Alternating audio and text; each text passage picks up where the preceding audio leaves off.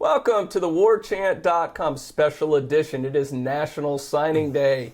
Exciting day for all of us, and I am joined, of course, by Warchant's recruiting analyst, Michael Langston. I'm going to nickname him Karnak because you were near perfect in your predictions. We'll get to that later, but Michael, a whopping 9 out of 10 on your predictions on National Signing Day. But let's talk about Florida State's National Signing Day. Just ridiculous. One of the best closes we've ever seen.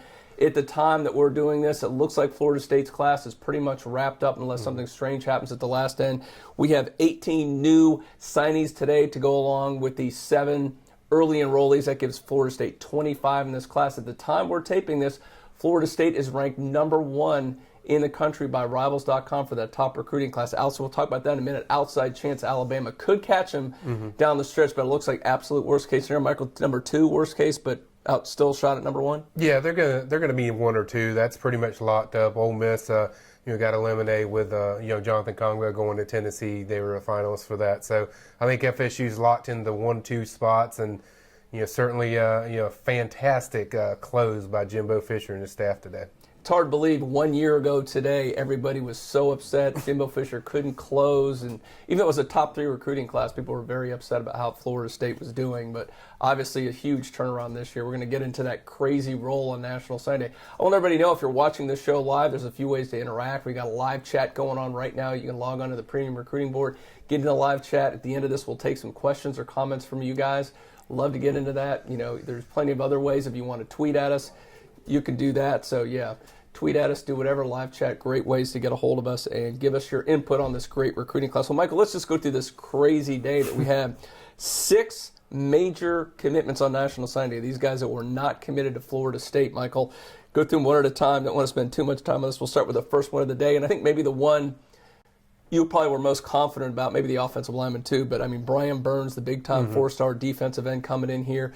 A guy that's a little bit lanky, needs to put on a little bit of weight, but man, he's got the speed, he's got the burst, and a huge position to need. It was so important for them to land Brian Burns. Yeah, we talked about this, all week, Gene, that, we wanted to see them land one more defensive end in this class, and, to go along with Janarius Robinson, and that was kind of what their plan was going in, and Brian certainly fits that characteristic. I mean, he is an incredible edge rusher. He's got great technique. He just got to get a little bit bigger so he can handle the guys as far as strength-wise. But from a talent standpoint and from an explosive standpoint, this kid's one of the best pass rushers in the country. I mean, that's how good he is.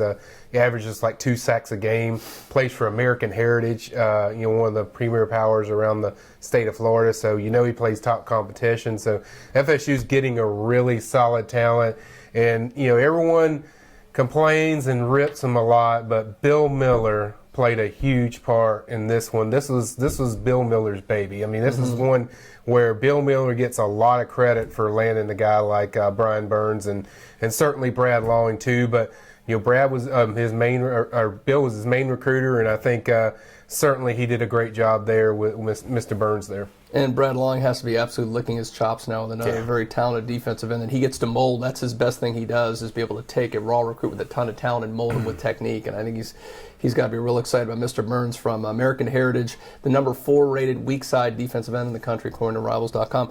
Moving on to another one that Florida State came in. Another one I think we're all pretty confident about. That's Carlos Becker from Kissimmee Osceola High School, the very lanky defensive back out of there, a 3-star guy and committed to Florida State and signed earlier today. Yeah, he's another great, as far as multi-talented guy. You see a lot of FSU's class where they have guys that can play, numerous positions, and Carlos is like that. Carlos can play safety, he can play cornerback.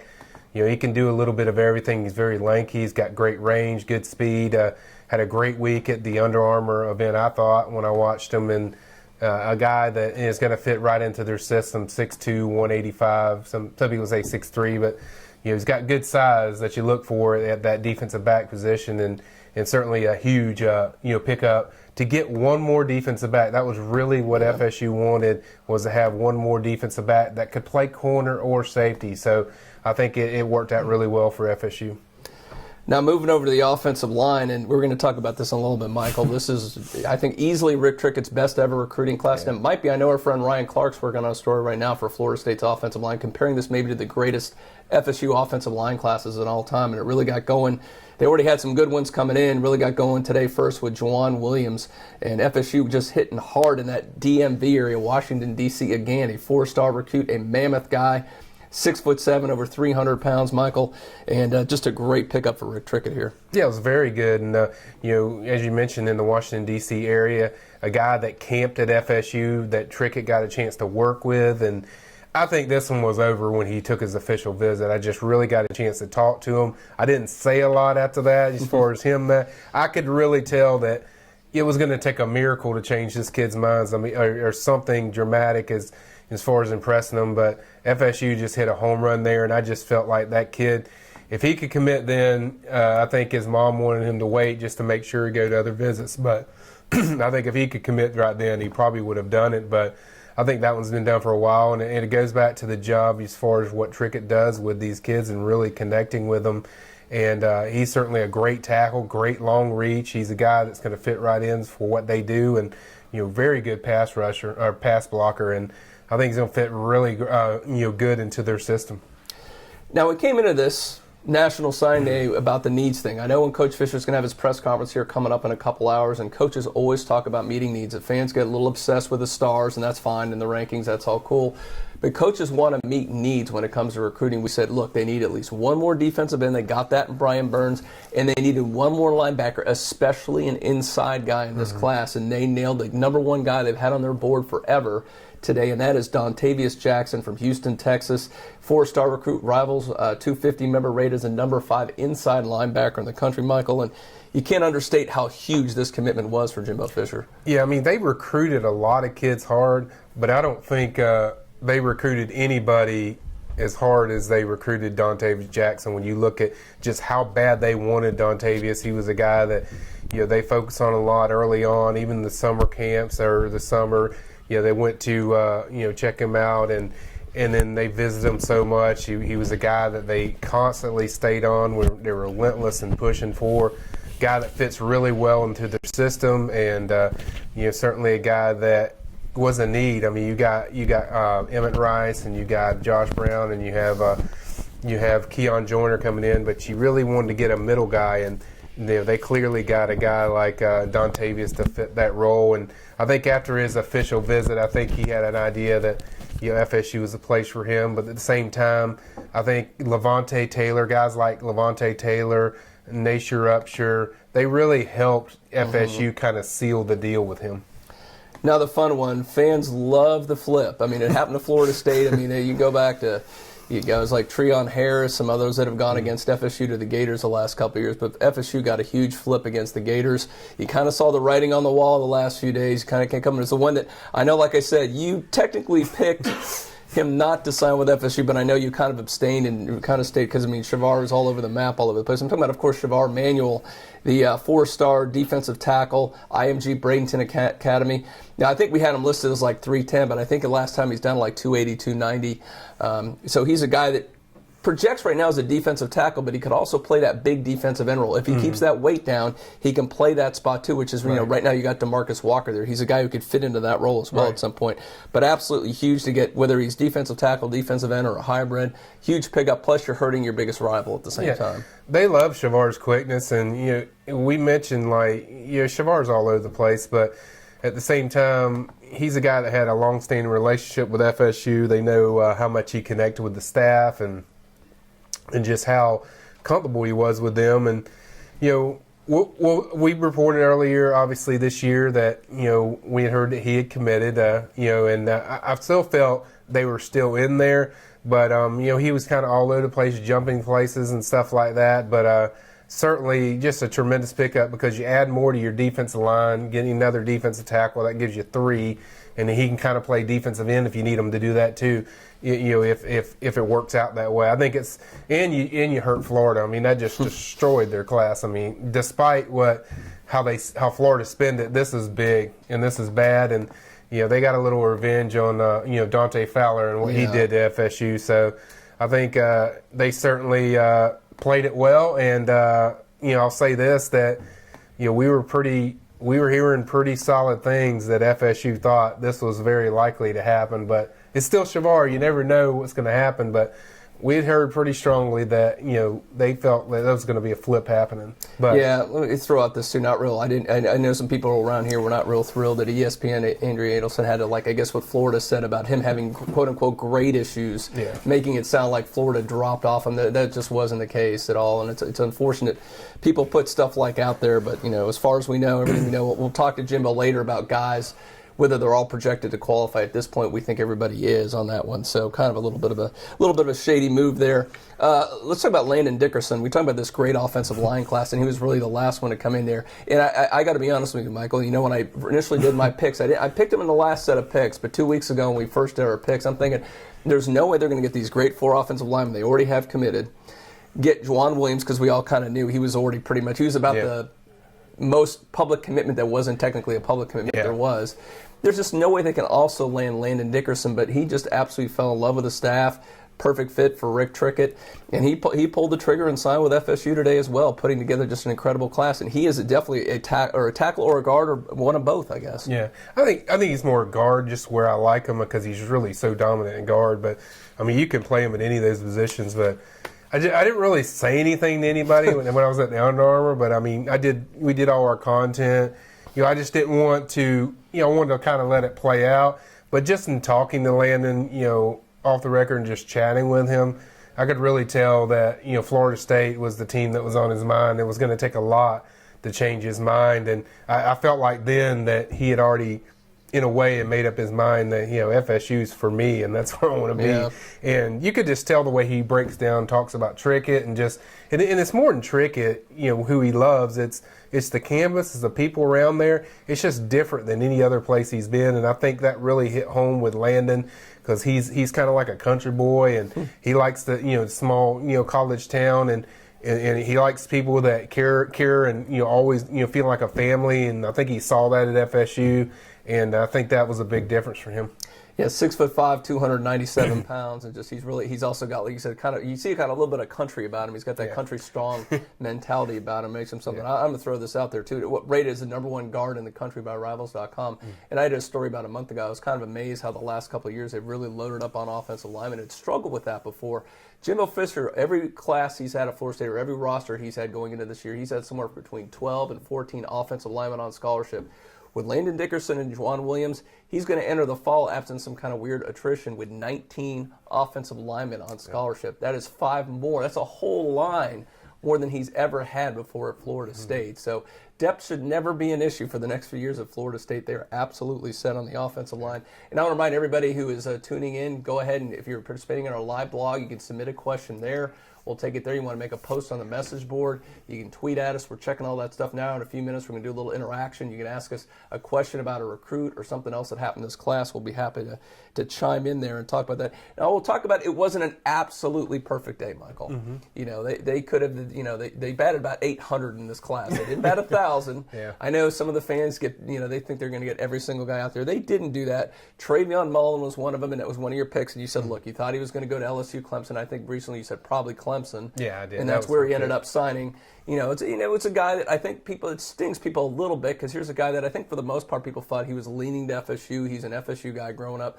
But it really seemed to me, and correct me if I'm wrong, it seemed like playing time was a big thing for me. He has the perception in his mind that he can get on the field faster at Clemson than at Florida State. Yeah, and I thought that was the whole situation, and the reason why behind my pick was I knew what Clemson had. I knew kind of just conversations with Trayvon, how important playing time and getting on the field, and being in the best situation to get on the field. And I think Clemson offered that better than Florida State or LSU. It just wasn't comparable. LSU was going to get another guy anyway today. FSU was likely going to get another guy with Becker. So I felt like Clemson was going to be the obvious choice, and he went exactly how I thought it would, where he really felt comfortable with them, and he really felt that he has a chance to play early. But that's what happens when that's what happens when you have that much talent. When you're the #1 class in the country, you might scare somebody away. It happens. Yeah. And then the other one, Jonathan Combo, which it would have been great to get King Kong in this class. He's the #1 rated player in JUCO to go along with Brian Burns, who would have given you a huge, ridiculous defensive ends class. right here, but it was gravy. Florida State met its needs at defensive end. It would have been great. You would have jumped up and down, but it's not hurting the class. It's not hurting your needs at all. Yeah. He ends up going to Tennessee, but not a big surprise there. No, I don't think it's a tremendous loss because we had told people Tennessee and FSU were the team that we were hearing the most, and I think it came down to it. He felt the most comfortable with Tennessee. That was the school he originally was committed to. He's been there more than any place, and you could really just sense that. We got a strong vibe from the FSU side that they thought they were going to pull it off, but it was just one of those situations where the kid just felt more comfortable with Tennessee and what he can do there, and I think either way it doesn't impact what FSU does. Once they got Burns, that was kind of just icing on the cake, but really. As far as I'm concerned, those two picks were pretty much expected. I don't think FSU was in the feeling of that those guys were locks to come there. I think FSU pretty much got the guys that they felt like going into this day that they were for sure going to get. Now, a couple guys that were commitments that ended up not signing in this class. Let's start out with Jamal Cook, the longtime commitment to Florida State. Doesn't stick to that commitment, and you had picked that. We had mentioned that on Warchant the other day, that he was likely going to head out to USC, and that does happen. It sounds like he made a little bit of a push to maybe try to come back. We'll never really know if FSU was a situation where they maybe said, thank you, but no thank you, we're pretty filled up in this class or not. But at the end of the day, I don't think it's a huge loss for FSU. I don't think FSU, is going to die. I mean, they would have liked to keep Jamel, but at the same time, I think FSU was pretty upset with Jamel. Yeah. I mean, to leave him in the 11th hour. They felt like, he was kind of dishonest with them, as far as not being honest. That FSU's not about playing games and stuff like that. So we know Jimbo wasn't too pleased with what he did. And, we heard USC really pushed the wide receiver because Jamel likes to play wide receiver. So sure, we'll see, I guess whatever can happen when he goes out there. But I don't think it's a tremendous loss because you have Becker. If you didn't have Becker, then maybe, but they're still got. Aren't they very comparable? I mean, in terms of what they can do and their athleticism and size. Yeah, they are, and they can do a lot of different things, same things. I mean, they both got good speed. They both, closing the ball well and all that things. And FSU's not dying for safeties, so I mean, FSU's got some good safeties already in the fold. You can really load up for 2017 when you go there. So it's not a position need where you're dying and need guys. So. I think the main thing with Jamel was, he's probably more talented or more, talented as far as wanting him compared to the guy we're going to talk about next. But I think it's a mild loss or a low loss. Now the other one who was technically for a short time was a commitment, and that's Clifford Chapman from New Orleans, another athlete that could have played a couple positions. But again, it doesn't seem like a situation where FSU was really going after him hard there at the end. Yeah, I think it was kind of a situation where, they liked him, but then when they started to get a feel like what this close is going to be like, they're like, you know what, we're okay if he doesn't come hear us because we feel pretty good with the guys that we're going to get. He would play safety. You already look pretty good, like I said, at safety. You got a lot of guys to work with there. So I don't think FSU was stressing it too much. And I got the impression that FSU didn't really put in or even call that much to Clifford once he got back from Texas A&M. So they kind of were like, hey, that's fine with us. So I think they were calm with that. So I think both of these weren't really major impacts to the class. And if you're tuning in, welcome to Warchant.com's Recruiting Day special. It's National Signing Day. Florida State had an amazing close, currently ranked #1 by Rivals.com. And we were going to be interactive here. So you got any questions or comments, you can do it on our live blog, which is running right now. Find it on the Premium Recruiting Board. You can make a post there. Or heck, you can tweet at us. Whatever way you want to communicate with us, we're open right there. I don't know if we got anything yet from people, or we want to we'll go into our needs. We'll go to one right now. We're going to break down FSU, some of their top players, and where they met some of their main needs. But if you got to throw one out at us now, what you got over there for us, Terry? We got one question, and it's talking about the rankings and the different of the rankings. Does ESPN do the same type of ranking system that Rivals does? Well, that's a good question. Everybody does their different way of doing rankings. It's just, it's like anything else. If you look at how many times when they go a top 25 poll, and you look at everybody, there's 10 different top 25 polls, and everybody puts different teams. They all have different ways to do it. how they calculate them. I can only speak for Rivals, how they do theirs, and I know they have a lot of different criteria of going to the different camps and measurables, and they give guys a rating from this to that, and they add them all up, and I think after 18, they start dropping out your lowest recruits. So it's kind of a complicated system at Rivals. You can only speak to them, but I know ESPN has them number 2, I believe. I think someone else may have them number 1. Rivals has them number 1 right now. Still not completely out of the woods, as you mentioned earlier, Michael. They could fade away from there, depending on what happens with Alabama, but I think worst case scenario, number 2. So good question about the rankings. We've got time for one more. Is there another good question on there for us, Terry? We're going to... The only other one is Shavar. Is he still a 3-star now? Shavar Manuel's been a 4-star. He's a 4-star. One time he was a 5-star recruit. Mm-hmm. He got a little heavy during the season, and so he dropped down. I think he was well over 300 pounds, but I think at the most recent he was down under 300 pounds. I mean, that's a guy that I think FSU's getting a guy talent-wise. This is a 5-star talent. He's got to keep his weight down and get focused. But, I mean, this is a guy, right, Michael's 5-star talent? Yeah, as a junior, he was exceptional. I mean, that was the problem. Even when people thought he was going to Florida, you know, I told them, like, you know, if he's overweight, he's not as good as he should be as far as talent. But then when he lost his weight, you saw a different player. Yeah. You know, he got back to what he was as a junior. He's got incredible quickness. He gets off the ball really fast. He's going to be a good player, and especially when you're learning from, you know, Odo Higgins, he's going to certainly get him ready, or Brad Long, wherever they work him at. But he's a guy, even showed as a junior that he's really talented, but he's got to keep that weight under control.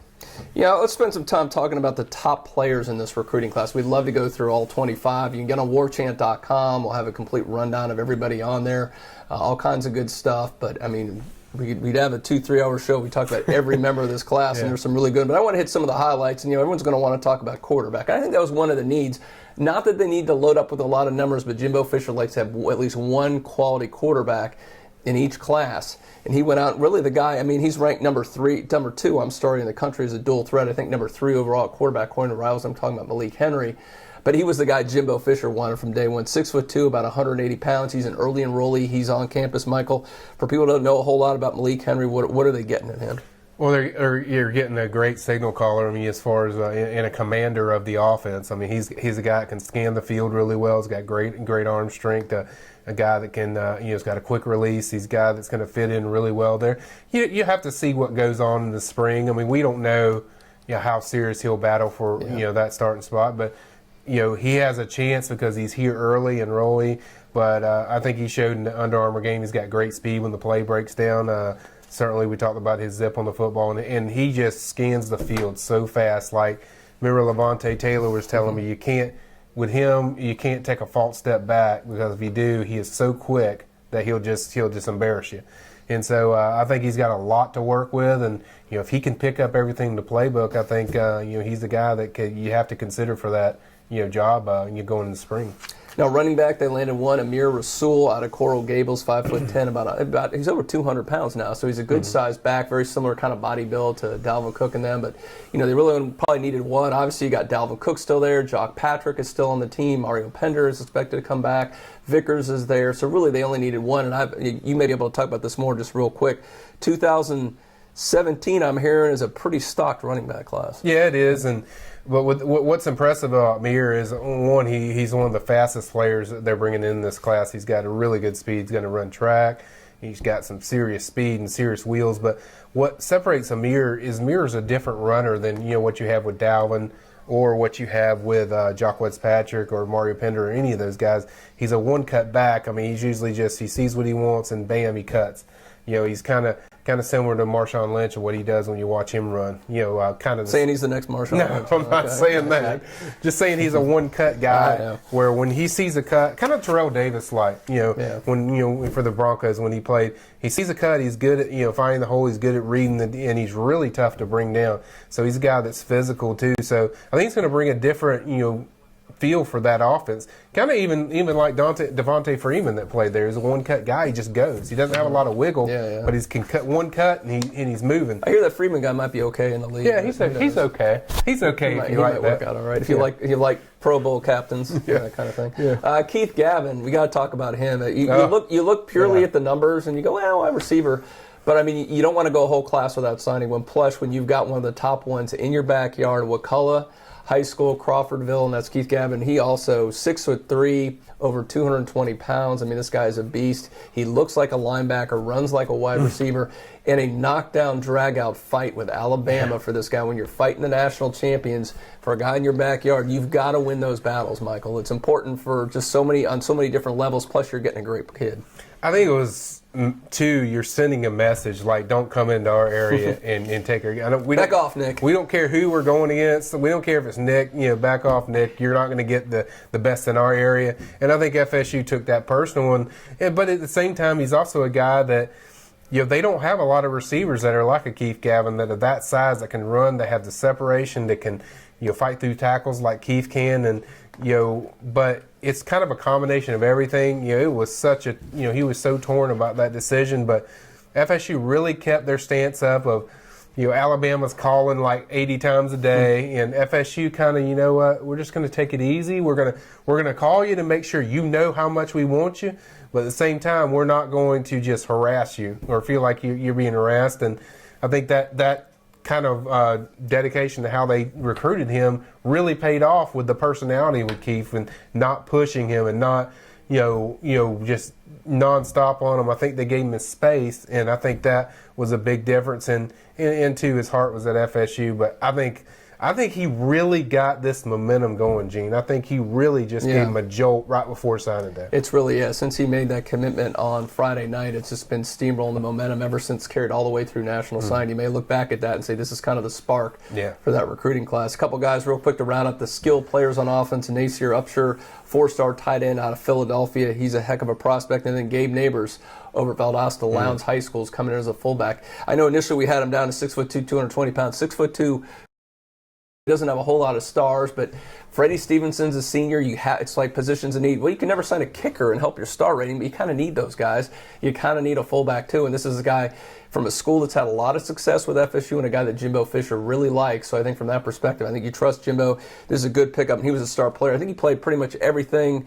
I'm trying to think, was there a position he didn't play? Maybe not on offensive line. I know he played some quarterback in the Wildcat, every other position, some defense, pretty much everywhere, right? I think everywhere except for line and kicker? Offensive line, kicker, and probably DB. Didn't play DB well. Maybe he's slacker. But he pretty much did everything. I mean, and the thing is, if you can find a fullback that's a 4-star, then you can find a needle in a haystack because there ain't one out there. Well, you got a big running back you convert. I mean, that's the only way you're going to get a 4-star. Exactly. So I think he's a great pickup. And watching him 3 times, I think Gabe fits exactly what they like. Soft hands, physical guy.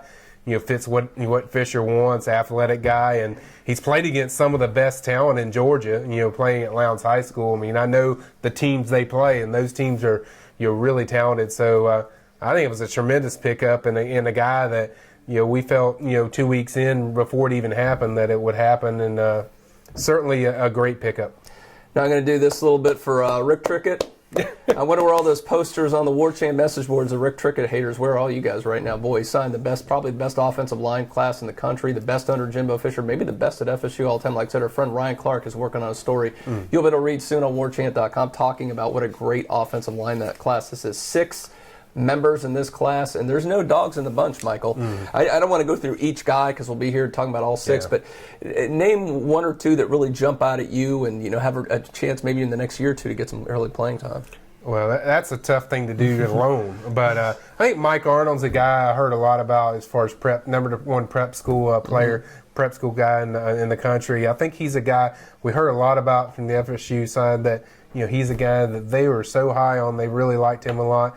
And obviously, I think you have to put Landon Dickerson in there. That kid is, if people have not watched Landon Dickerson block, you're in for a treat when he gets to FSU because he plays with just reckless abandon, and he is just a ferocious animal as far as a blocker. I think he's in there, and I think you obviously have to put Bavion Johnson. I say, don't forget about my boy Bavion. The pool Bavion. And people get, sorry to jump in here, but I want to talk about this because people get upset, and maybe rightfully so, that there's been some undersized centers the last few years, and some got pushed around. Obviously, when they moved Cameron Irvin a couple of years ago, that worked out well. Mr. Bavion Johnson is coming, first of all, ranked as the number 1 center in the country. So there you go. You got another number 1 player at this position, and also Dickerson, number 1 guard in the country. He is 6'3", 330 pounds. Now, granted, you could probably drop 10 or 20 pounds, but I mean, he is a bull. We've got to see him in a lot of camps, and one-on-ones is absolutely dominating. This is your center of the future. Yeah, definitely is. I mean, he gets off the line quick, and we first, I know I first saw him like probably 2 years ago, and and you really wonder like, can he do this against like elite 5-star guys? So first he went out there in the Miami camp and told Mike Farrell, he said, Mike, I've never played center before. Goes out there and wins the MVP. So didn't really have a problem. He adjusted to it well. Then, he was invited to the 5-star challenge. You're like, okay, now he's going to really struggle. Goes out there. Dexter Lawrence and everybody. He held his own, played really good. Then you're like Under Armour game. Okay, he's really going to, bring back to reality. Then he went out there and Mike Farrell said he was one of the best offensive linemen all weekend. So I think Bateman's just been proving people wrong all year, and certainly a guy that's going to be their future, I think, center, and a guy that I think it fits perfectly what Rick Trickett likes, and a die-hard Seminole fan. I don't want to leave out, because there's so many linemen, but, Andrew Baselli, obviously the son of the great Tony Baselli, Jacksonville Jaguar there, is coming in as well. I don't want to forget that guy over my shoulder here, Josh Ball. The centerpiece for our Warchant signing day logo there. Two great prospects coming in as well. And just an absolutely, again, can't say it enough, phenomenal offensive line class. And you think Rick Trickett could be up for the, one of the recruiters of the year here? I don't see. You put him up there for that? I just don't see how he doesn't win it. Unless, maybe if somebody from Clemson or somebody, gotten Rashawn Gary, he went to Michigan, but I just can't see anybody that can match the resume that what Rick Trickett did when you look at top to bottom. I mean, there's like 4 or 5 guys that are either Rivals 100, Rivals 250 guys, or 4-star guys. I mean, you just can't compete with what he's done at that position. Now let's move over to the defensive side of the ball, talk about needs, and they've loaded up so well in the defensive tackle position the last few years. That's one thing. I mean, Jimbo Fisher, from the first day he came in, he's like, we need big, physical defensive tackles. Now, of course, Brian Burns, we talked about him earlier, and again, it's a little bit different type of player, but man, he's just got both of these guys. I mean, just you see the quickness, the burst, the athleticism. It's kind of not fair what FSU could have down the future, especially with Brad Long teaching them some technique. From Plantation, Florida, Michael, just a huge pickup there. He is one of the quickest guys off the edge I've seen all year. I mean, he is just lightning fast. I know he's only 217, 220 pounds and all that stuff, but this kid gets off the edge so fast, and in one-on-one situations, I think this kid is extremely tough to contain and block. Now, you get him in situations where you have the tight ends chip and help him out and block. That's where he struggles. He's not strong enough to fight through blocks like that, and that's where he's got to get stronger. But this kid, his burst off the edge is just unreal, and a guy that they desperately wanted as far as fitting into what FSU does. Even if he doesn't get really massively strong the first year, he's a guy I still think they're going to use a lot, because he'd be so good on third downs when you bring him in. Yeah, just an absolute freak there, and they're loaded up at defensive end. Probably the biggest position you need, Michael, but at the end of the day, you go through the numbers, you're going Josh Brown, Keon Joyner, Emmett Rice, and also, getting Dontavius Jackson here at the end. Ridiculous class. And I want to maybe not get through all the guys. I want to definitely talk about Josh Brown, because he's a guy who's already in school. We're already getting really glowing reports about him.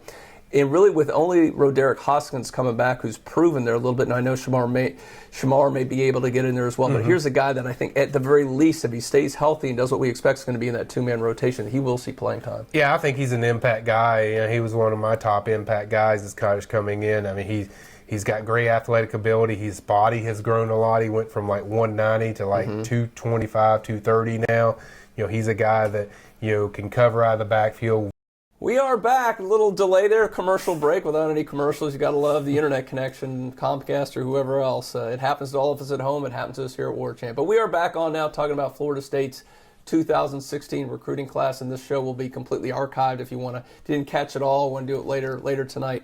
We'll have the show up for you on warchant.com. We were talking about linebackers, Michael. You got done talking about Emmett Rice. Got to talk about Dontavius Jackson. That was maybe the biggest get today of all the gets, because it was such a huge position to need, especially at that Mike interior linebacker position. Yeah, you need a physical guy that can contain things in the middle and cover guys and outside. I mean, he had a tremendous game when we watched him in the Under Armour game.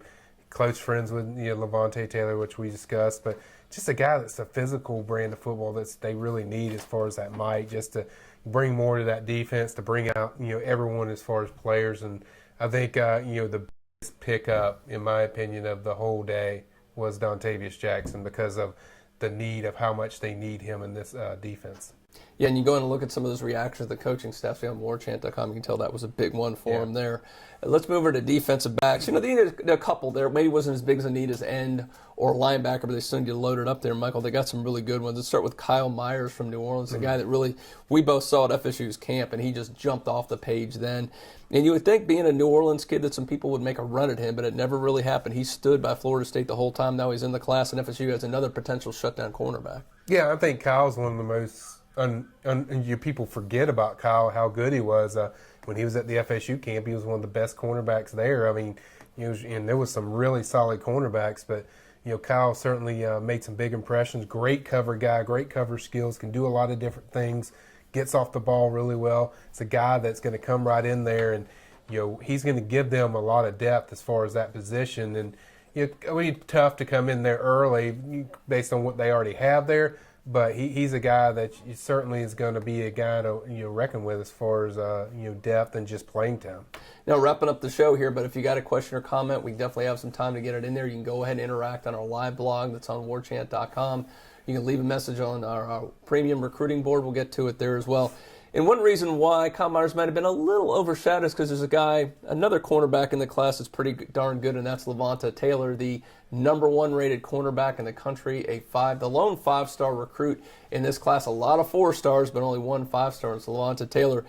And almost as good as he is as a shutdown corner, he was that good of a recruiter too, Michael. This guy did it all for Florida State, and not surprisingly, the first one to officially sign with Florida State. I mean, I guess that wasn't a surprise at all that happened. The kind of leader he has been for Florida State the whole time, and you got to be thrilled if you're Charles Kelly having a guy like this coming in. Yeah, you've got so much great leadership, a great kid, but also a guy that understands the games, a gym rat. He really studies film. He's really all over the place with everything, as far as being the best cornerback or defensive back out there, and a guy that's really made a big impression to everything as far as that recruiting and just this class in general. I mean, he's got that it factor, Gene. He's just like Derwin James last year. He's got that it factor.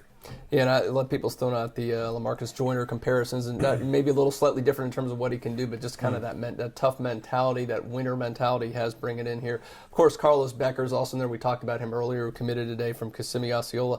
But, Michael, we got to show some love to the kickers, right? Yeah. Got to show love to the kickers. Kickers are people too, Gene. When people always want to talk about it, the #1 question you get, and I get a lot of time, is all of this great class, who's going to see the field first? And we're kind of cheating a little bit on it because it's pretty obvious. It's going to be probably Ricky Aguayo, and of course that is the younger brother of Roberto Aguayo, the All-American, former Lou Groza winner at Florida State. He was declared 1 year early to go to the NFL draft. So here comes his brother to step right in, and a guy that I told the story when we spoke to the Panama City Club, and I read up about this, that he occasionally plays the game of pig, but kicking field goals with his older brother Roberto. Now he is 3-1 against Roberto in pig competition. So what that tells you, he may not quite have the booming leg that Roberto has, but boy, in terms of accuracy, he's really good. Yeah, he is, and that's been his strength all year. I mean, you get him a 40, 45. I mean, he's very automatic. Even Roberto, told us, and Ricky told us that, coming out of high school, Ricky's more accurate than he is. They both get really good height on the ball. Difference is, Roberto gets a lot of distance on his. His kickoffs are incredible. So there's going to be something where you want to build that once he gets there. But from an accuracy standpoint, and we say that, but a lot of people are like, man, I don't think he can be more accurate than what Roberto was in college. But coming in, I think that's a good sign as far as what you've been, as far as you have a lot to work with. All right, can't leave out Logan Tyler, who's got, you want to talk about a big leg, kicked a 75-yard field goal. Now, it was in practice, but you can tell he's got a big leg. Yeah. Also, is an accomplished punter. Probably works out, I keep saying Roberto, but Ricky probably ends up handling field goals, extra points, and I can see a situation where Logan Tyler maybe kickoffs and punts or something like that. But a kid that just has a booming leg. Yeah, he's got a great leg, great hang time, too, when he on his punts. That's the one thing you notice, and tremendous kickoff guy. I think touchbacks, you're gonna get exactly what you want, and I think he comes into a situation, left-footed guy, can really do a lot of things, and I even hinted this at our PC booster thing, Gene, that fake punts. possibility. He's a great athlete. Oh, Jimbo's going to be mad right now because he's going, that Michael Langston's giving away my trick plays. But very good athlete.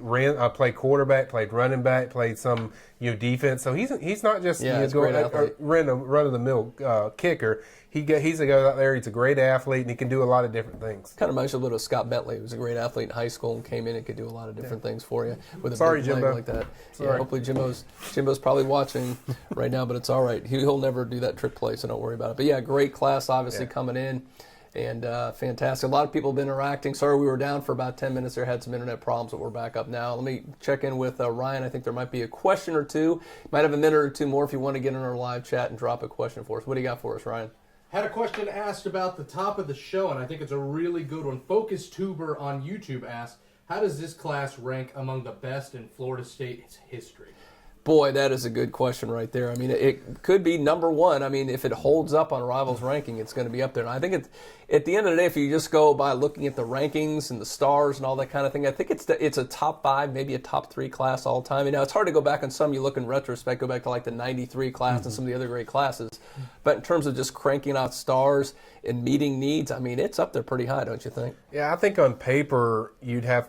And granted, we have to see how these guys develop and the spring goes. But I think on paper, when you look top to bottom, it's one of the best they've ever had. 1 or 2 for me. Just because there's so much depth to the issues. But not only are you getting depth, you're getting really solid, strong talent that, like I said, on paper looks good. Now, we won't know until these guys finish their careers, or their careers get going. But if it's any indication, as far as their talents, if that matches to what Whitfield they can do, I think it's going to be considered one of the best they've had. Yeah, that's a good point. I think if you sit there and you combine where they're ranked in the various rankings, the stars, and you combine the need, because I think even some of those great classes you look at, but I remember going to all those press conferences, and it was like, well, it was a great class that's ranked 1, 2, or 3 or whatever, but they need another offensive lineman or two if they want to do it. There is not one position you look at here and you go, they're not quite there. So they just across the board home runs. Yeah. Go ahead. You got another one for us, Ryan? I think I had one more for you. Let me look back here. All right. Stream.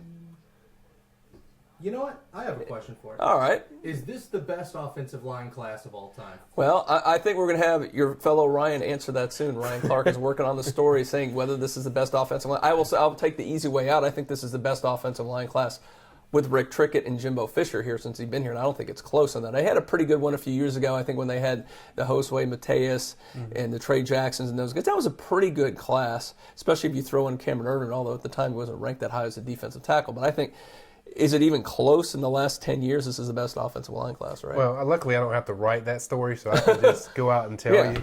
Yeah, I really believe just, being raised around here and seeing all kinds of classes that they have around FSU, it's hands down the best offensive class they've ever had. Bar none, I don't care what year you go by all the way back to the Bowden years. They don't have top to bottom the depth that this class does, and the talent. You're talking about 5 guys that I think are 4 stars. I mean, they've never had anything close to that. So, you could even argue, a few of those guys are 5-star type talent, like, Landon Dickerson, Davion Johnson. Yeah, they're best at their position. You've got 2 of the best players in the country at their position. I just don't think they've had anything like that anywhere. I consider those guys two 5-star talents. So I think best of all time, in my opinion, what I've seen, I think it's the best. But how long till somebody goes under? But Rick Trickett can't sign the 5-star. You know that's coming on the message board, even though he had 4 high 4-stars. Well, I'll say this: the excuses are running out, guys. You're running out of material to use against Rick Trickett when it comes to recruiting. So you might want to come up with something new because he's shown that he can get the elite guys, and I think once again he proved that this year. All right, got time for one more. Terry is in the Warchant chat, live chat we've had going on since 7 a.m. and great work by Terry, Ryan Clark, Ryan Kelly, Ira Schofel, all you guys. Thank you very much for keeping up with that all day long. I know, and all the fans that hung with us through I know we had a couple glitches during the day, especially in the message boards. We're down for about an hour, but thanks for sticking with us for great coverage. And what you got for us, Terry? Last question of the day. All right, it's a combination of about 2 questions, and it's about a manual. Okay. And first one was, when did you guys get the feeling that he was switching? And second, the other one part was, did you think he was playing Florida all along? I don't know about playing Florida all along. I give Michael more of this because I know you were kind of like, sometimes you're told to kind of keep things on the down low a little bit. And I know you were, and it puts you in a tough position sometimes. But so you had a feeling, I think, for a while. I mean, I don't know if I think there was a couple weeks ago we thought he was going to Florida, but I don't know, about a week or two ago you kind of heard the noise that he was coming. Yeah, I had heard 2-3 weeks ago, that he was.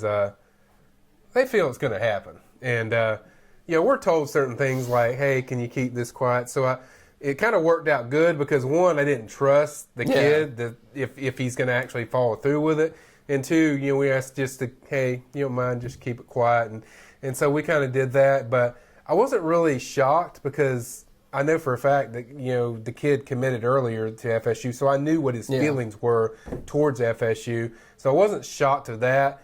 Do I think he played Florida? No, I don't think he played Florida. I just think he knew what his heart was, and there was nobody could talk him out of it. I think Florida, we heard a lot of stuff. Florida yesterday was like, "Oh, we got him back." I don't think he was ever back. I think it was a situation where his heart was at FSU, but Florida gave it a good run. I don't think it was a Dante Fowler situation as much as people want to throw it out there. I think it was just a situation that was where his heart was, and he didn't mind having a little fun with it. And, well, it'll be interesting. Gives me a good idea. Ask Coach Fisher. Will have the press conference not too long from now. Maybe ask him a little bit just about how good did you feel about Manuel going back to last year's junior day when it looked like he was coming, and then it kind of waffled around. Were they always pretty confident they were going to get him? I don't know about that. We'll ask Coach Fisher. And I guess Ryan Kelly, who's been manning a lot, doing all of our video and handling our tech stuff today. Appreciate that. You got one more for us before we sign off. All right, it's kind of two of them. They both came in at the same time, and I think they're both valid. First of all, Seminole Mike 1 wants to know how many spots need to be opened up for these signees.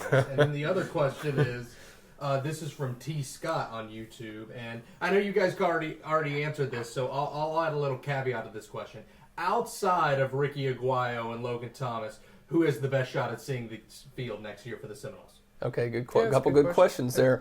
Let's see who has a shot at being in the field. I'm going to steal Michael, so he said it, and I totally agree. I think Josh Brown has a great shot at being there because, again, you got to look at need. Kicker, the reason those guys are going to play because there's nobody there. They need need. And I think linebacker, like I said, there's one established player at that position.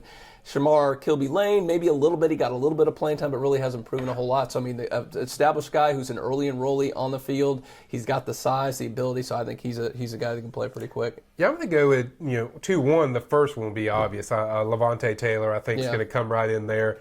There's a lot of people at that position, or a few people that he'll have to battle, but he is so special that I think he's going to play a lot. I think he's a guy that's going to make impact. Then my other guy on defense is kind of surprised, but I think Wally Amy is going to really, turn some heads as far as on the defense. Well, that's a deep position. Yeah, there. Defensive side of the ball. I really hear a lot of great things. I think he's a guy that can come in there. I'm not saying he's going to start, but I think he's going to help their depth a lot. I would agree with Gene with the Josh Brown part. And then offense, I'll probably go another surprise. I know they're loaded, but I really think just Keith Gavin's a difference maker that they don't have. That they haven't played a lot. I don't think he's going to start, so don't start all that he's starting. I'm saying he's going to start. I'm saying I think he's going to get significant playing time as long as he can stay healthy.